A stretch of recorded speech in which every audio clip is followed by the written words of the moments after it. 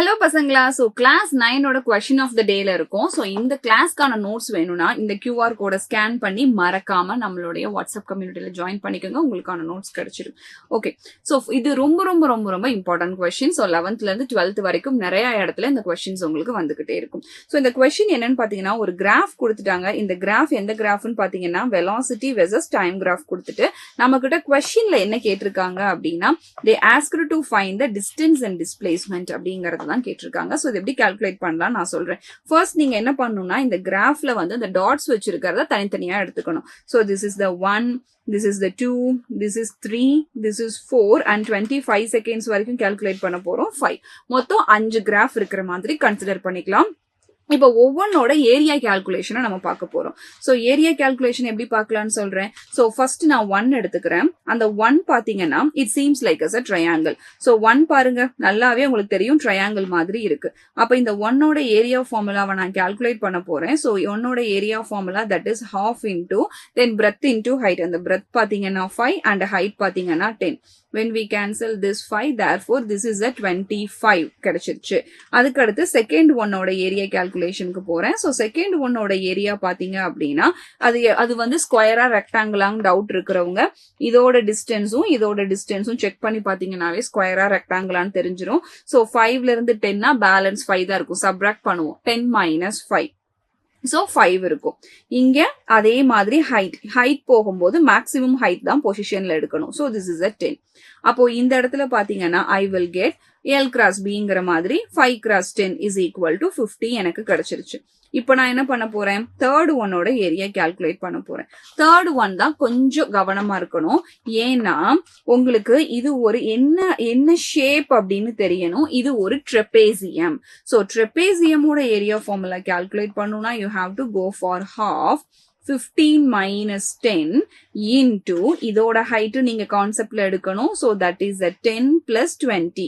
இதோட ஹைட்டையும் நீங்க கான்செப்ட்ல எடுக்கணும். சோ இங்க ஸ்கொயர் மாதிரி இருக்கு இல்லையா, இதோட ஹைட்டையும் கான்செப்ட்ல எடுக்கணும். இங்க அதுக்கப்புறம் ட்ரையாங்கிள், ஹாஃப் ட்ரையாங்கிள் வருதா, அதோட ஹைட்டையும் எடுக்கணும். அப்ப நீங்க ஏரியா ஃபார்முலா எடுத்தீங்கன்னா உங்களுக்கு என்ன கிடைக்கும்னு பாருங்க. That is 1/2 into 5 into 30. அப்ப கேன்சல் பண்ணோம்னா it will becomes as 15. So 5 5s are 25 அப்படின்னு சொல்லிட்டு 5 போட்டுடலாம். ஸோ ஒரு பேலன்ஸ் 2 அந்த இடத்துல நம்ம எடுத்து போட்டுக்கலாம். ஸோ 30 15. ஓகே, சிம்பிளா நம்ம கால்குலேட் பண்ணி எழுதினோம்னா it will becomes as 5 plus 2 75 எனக்கு கிடைச்சிருச்சு. அதுக்கு அடுத்து ஃபோர்த் ஏரியா நான் கால்குலேட் பண்றேன் பசங்களா. ஸோ ஃபோர்த் ஏரியா பாத்தீங்கன்னா it is also a triangle. So ட்ரையாங்கிள்ங்கும் போது half into 20ல இருந்து 15 போச்சுன்னா 5 into 20. அப்ப கேன்சல் பண்ணோம்னா 4. this will becomes as a 20. then fifth area மட்டும் கீழே இருக்கு.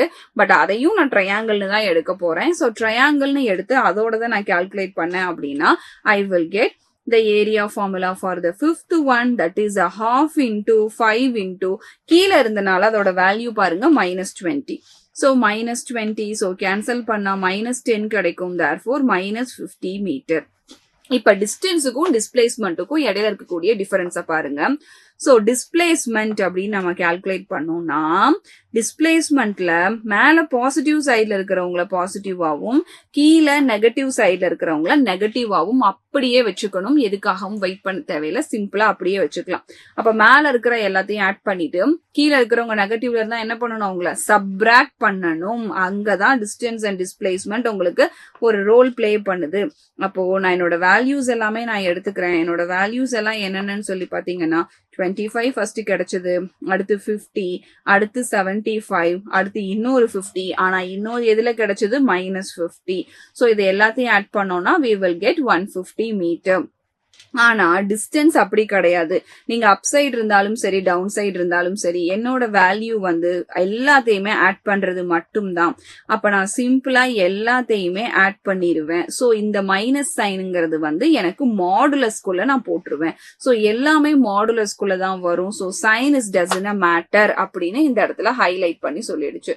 If sign is doesn't matter, இந்த இடத்துல நம்ம எப்படி ஆட் அப் பண்ணிருந்தோம், அதோட ஒரு 50 ஆடப் பண்ணோம்னா we will get a 200 metre. 200 metre கிடைக்குமா? கரெக்டா செக் பண்ணி பாருங்க. ஒரு 50 இன்னொரு 50 நமக்கு கேன்சல் ஆயிருக்கும். ஸோ ஒரு 50 இன்னொரு 50 கேன்சல் ஆனது போக நமக்கு வேல்யூ அப்ரோச் ஆயிருக்கும். அப்ப ரெண்டு 50யுமே இந்த இடத்துல ஒர்க் ஆவாங்க. So we will get a 250 metre. கால்குலேஷன்ஸ்ல கவனமா இருக்கணும். ஒரு 50 தானே ஆடப் பண்ணிருக்கோம்னு சொல்லிட்டு டக்குன்னு போட்டுறக்கூடாது. கேன்சல் ஆனது போக பேலன்ஸ் வேல்யூவை எடுத்து ஸ்டோரிக்குள்ள கொண்டு வந்தோம். சரிங்களா? சோ இவ்வளவுதான் டிஸ்டன்ஸ் அண்ட் டிஸ்பிளேஸ்மெண்ட். சோ இனிமேல் இந்த கிராஃபை பார்த்து நம்ம யோசிக்க தேவையில்லை. அழகா அவங்களோட ஏரியா ஃபார்முலா தெரிஞ்சா போதும், எல்லாத்தையுமே கால்குலேட் பண்ணிடலாம் பசங்களா. So next one of the good இதே மாதிரி இருக்கக்கூடிய ஒரு கொஸ்டின் ஆஃப் த டே செஷனோட உங்களை மீட் பண்றேன். Thank you so much for the wonderful session.